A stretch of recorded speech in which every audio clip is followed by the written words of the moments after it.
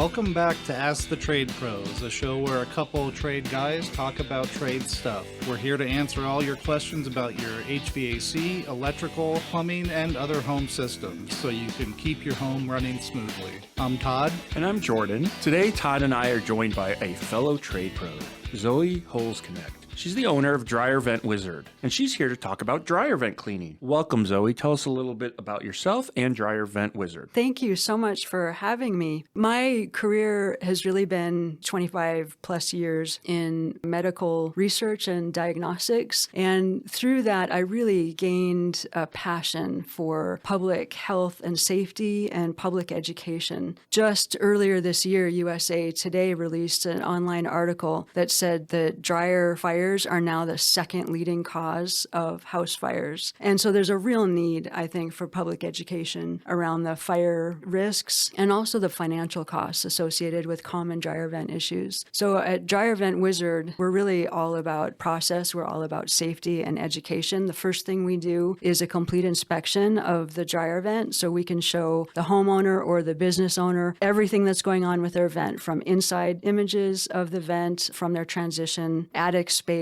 crawl space if it's a manufactured home. So we want them to know and be educated about any sort of risks we find and anything they might do to be able to improve that. And then we can certainly perform any cleaning services. We do rerouting and even replacements in some more severe cases. Awesome. So we're going to dig a little bit into this. I know Todd has lots of questions, and I know most people forget about their dryer duct. It's something they never pay attention to, I guess, apparently, till the house burns down.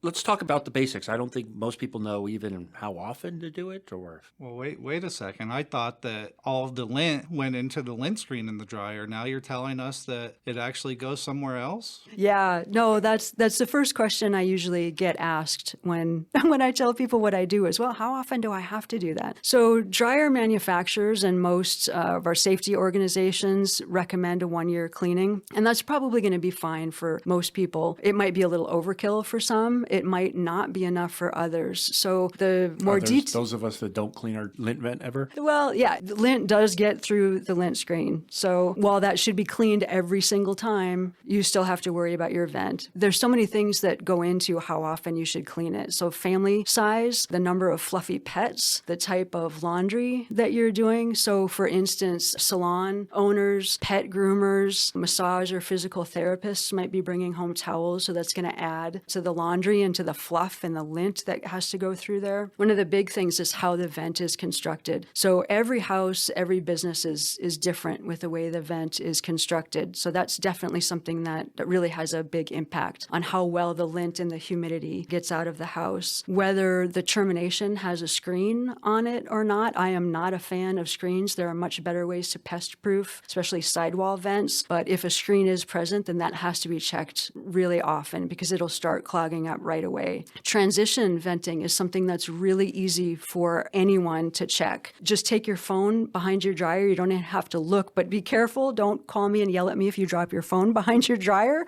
So just take a screenshot of it. You don't have to see what you're doing. Take a screenshot and look at the transition. So that's the venting that goes from the dryer exhaust to the wall. So there's basically 2 different kinds. The first kind looks more like a slinky that's sort of wrapped in thin tinfoil. That is not the kind of transition venting you want to see behind your dryer. It is made of vinyl. Vinyl is not heat resistant. It will start to get brittle over a relatively short period of time. It'll start pinholing and then it'll start cracking. What you do want to see is a very compact, much more solid, dense metal transition venting. You don't want to see any loops, extra length. You want it to be as short as possible. You want it to be clamped and taped properly. So that's something that everybody can just check and see what they have. The reason that you want this much more solid, semi-flexible metal transition vent is around the safety with the fire containment. The plastic vent will basically melt under a Bic lighter, and damage to the home is done when a dryer fire becomes uncontained. Now it's a room fire instead. So it's a really simple thing to look at. It's a really simple thing to check and make sure that you have. And,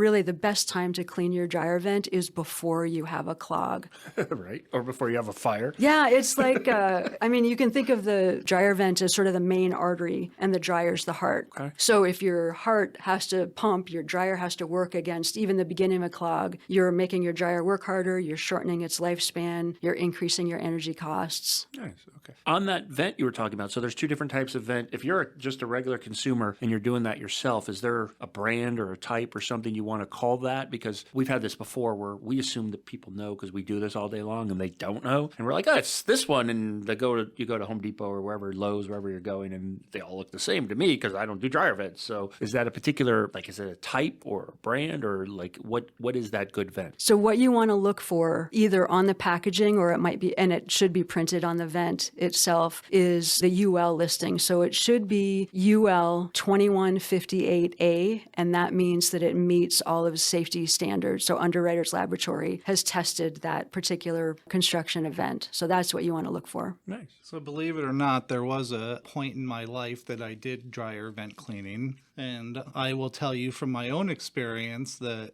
they can get extremely dirty. I was doing my parents' house years ago and disconnected it down at the bottom, and it had a screen on the top on the roof vent. So I removed that and had my dad shove a flashlight in the bottom because I just wanted to see how bad it was. And during the time that house was built, it was like a gutter style vent. It wasn't a single wall 4-inch single wall. It looked like typical rain gutters with the ridges in there. So he shined the flashlight in there, and there was areas that I could barely see through, and their house was built in the early 80s, and this was, I don't know, 2000, early 2000 when I did it, and I could barely see through it. So once I cleaned it, I was surprised. I filled up probably half of a 50-gallon trash bag with lint, essentially. So it is a big fire hazard. It is a risk. What are some of the warning signs that you can explain to the listeners on how you might know that your dryer vent needs to be cleaned? It's going to take longer to dry clothes. What are some of those signs and symptoms? Yeah, definitely. If people are paying attention, that's one of the first things that they notice, that it's taking longer to dry a load of clothes. They might have to run 2 cycles instead of 1. The outside of the dryer might start feeling hotter than it used to, or the room might feel hotter than it used to when the dryer's running. There might be excess lint behind the dryer. That's a sign that there's probably something going on. If you remove the screen inside the dryer, shine a flashlight in there, there's a bunch of lint buildup inside the dryer. That's a big warning sign. If you're not paying attention, it gets bad enough, you might actually smell some burning or smoky smell after the dryer's running. That I would say definitely don't run it. Please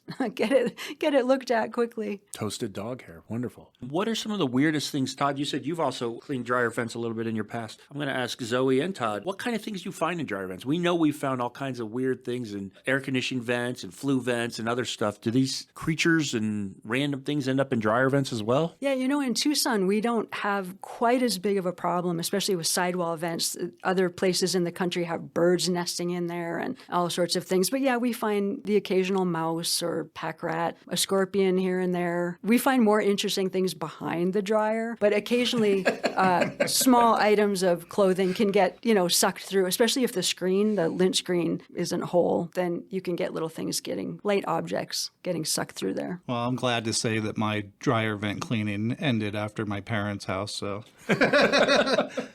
not too many. Leave it to the expert. Yeah. Weird experiences. Yeah, we've seen, I think the saddest thing I've ever seen was this beautiful, beautiful house in the Catalinas. It was only 2 years old. They weren't having any problems, but they thought, well, it's been 2 years. We should just get it checked out. So we went and started our inspection process. And we found that the builder had used not even, the rain gutter venting. The builder had used the really poor transition venting. So this vinyl transition venting behind all the drywall. Wow. So, which is not at all the building code. I know that, since COVID, there have been material, supply issues. And of course, builders are always under constraints to finish things on time. But that was the saddest thing I've seen. So they had a choice. There's no way to clean that properly with a brush. You stick a brush in there, it's so thin, it's just going to shred. And so they did decide to have us rebuild the whole vent, but it meant a lot of drywall work. Yeah. So can you walk us through a little bit of your your process. I'm not sure if you have any trade secrets, if you will, but We wouldn't give those away on air, would we? yeah. So regarding the cleaning, do you use a positive pressure? Can you walk us through a little bit of how you clean it and inspect? And Yeah, Make definitely. us feel like we're not doing a good job.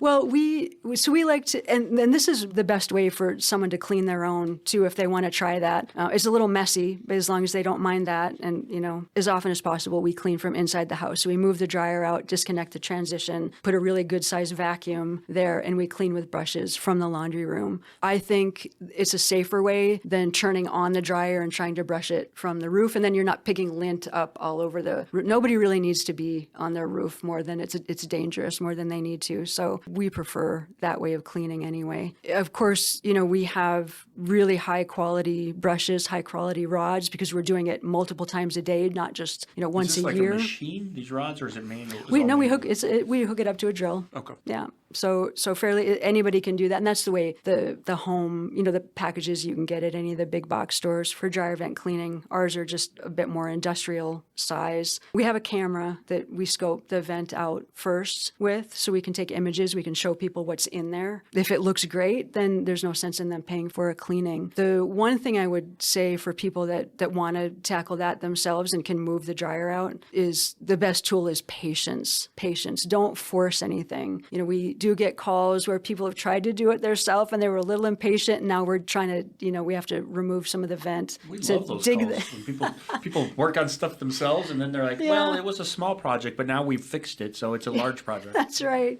And dig the brushes out. If people, this isn't a trade secret, but something people might not know, if they find that they have a really clogged vent already and the little brush that they're using isn't working that well, instead of forcing it, buy another brush set. Start trimming the bristles off to get them smaller and smaller until that it'll actually go through and start cleaning. And then you can use the bigger set usually. So run it through with a smaller one, get what you can, and then run the bigger one through, and that'll make life easier. Again, it's all patience. I'm sure that's how you did it on your parents' house, right? oh yeah, patience does it every time. Just make it go. It'll go. Yeah, honestly, what I did over there is I just left the dryer running, removed the T-top, took it off, and removed the screen. And Made it snow? what I had was essentially like a drain snake with the brush on the end, and ran it back and forth and went from top to bottom. And then after the fact, had to go disconnect the flex duct and then clean out, because obviously it went stuck in there, so I had to clean that as well. But Yeah. it did the job. If you don't turn your dryer on, you risk getting a lot of that lint inside the dryer. So that's why we like to do it from the inside. It was snowing on the roof, snowing lint. Yeah. Don't. There's no need to be on the roof. Well, Christmas in July, right? Yeah. One of the other things that we do, I think that's important, is if we do any service at a house, we're going to rerun our whole inspection process. So we're going to take images again to show people what happened after it was cleaned. We take airflow measurements, we take back pressure measurements in the dryer so we can see an improvement. If it wasn't that clogged to begin with, the differences aren't that great. But with most people are calling us because they have a bad problem. And so they can really see the differences visually and with measurements. So I think that's a lot. I keep hearing that you get a better CFM flow, your dryer's going to work better, you're not going to burn the blower out, overheat the dryer, break it, have to get a new one. Yeah, today's dryers are supposed to last between 10 to 13 years. And the older we've seen older dryers out there that are going on 20 and they're still doing just fine. But if you start having clogs, again, if you're making your dryer work harder and harder, then it's going to last less long. Another house we were at, a woman had owned it the whole time, about 23 years. She and her husband had it custom built for them, and they were on their fourth dryer. So if you do the math, they should not have been on their fourth dryer in 23 years. And when we got up in the attic, there was, lint around, and interestingly, there was lint sort of coming out of where the vent was at the roof deck, where it should have exited the house. And what had happened was the builder installed the vent and even cut it to the slope of the roof, so it was flush everywhere, but there was no hole in the roof deck. The hole in the termination vent was about 4 feet off to the side and just open to the sky. So every dryer had absolutely there was no place for the air to go. It was running up against the roof deck the whole time. You got to love the builders here sometimes, right? It was Well, done on a Friday. That, we've seen too many things. One of the things I tell people, even if you're having a house built, get your own home inspector. Get your own home inspector and have them do a pre-drywall inspection. Work with your builder and make sure that can happen, because just sometimes things are overlooked. And if we find enough of these problems with dryer vents, you start to worry about other things that are going on behind the walls. So there's very good builders here, but things happen. So Zoe, here at Ask the Trade Pros, I'm not sure if you're aware, but we have millions of listeners. So is there any kind of special deals that you want to offer our listeners if they call you for dryer vent cleaning? Or we do give discounts for our veterans, first responders, and for teachers. So definitely let us know if you're one of them. If you were at the home show last year or just want to say you were at the home show last year, we will go ahead and give you the home show discount just because you're listening to the podcast. Are there regular maintenance programs? So we do HVAC, plumbing, electrical memberships and maintenances for our clients where it's just on a routine schedule. Is that something that's also available? Is that something somebody should be on for a dryer vent? Because obviously, as you talked about in the very beginning, this is one of the largest fire risk at a home. So I know, like you said, sometimes you go out there, it doesn't need it. But we have a lot of people that they like the peace of mind of that. Is that something that's available to people? It is. We have a lifetime reminder program. So if you do that with your first cleaning, it's $30 at that time. And then we'll give you 20% off any cleaning for the rest of the time you own that house. And you'll never pay for another inspection fee. We've looked at it already. We're still going to inspect it when we come, but we'll take care of you. And then we'll also remind you when a year's been up. So an annual check of your dryer vent is kind of the industry normal for how often you should get it cleaned or looked at? Correct. If you're really good and you want to pay attention to it. Oh, yes. All our listeners are very good at their maintenance. Excellent. Yeah.